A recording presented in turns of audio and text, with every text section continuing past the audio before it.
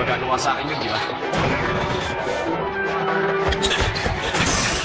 Ito-drive niya ang bola? O isa na namang freedom?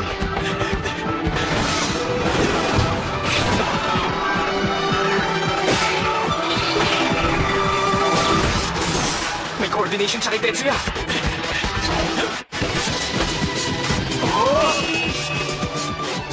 Yes! Nice shot! Na naman, hindi maaari!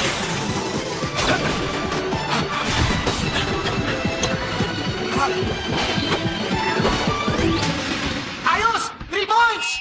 5 na lang! Yun, dapat laging ganun. Ako dapat ang Nice! Ang galing ng depensa! Uy! Mukhang magaling din yung number 4. Ano sa tingin mo? Mas intindihin natin si Taiga.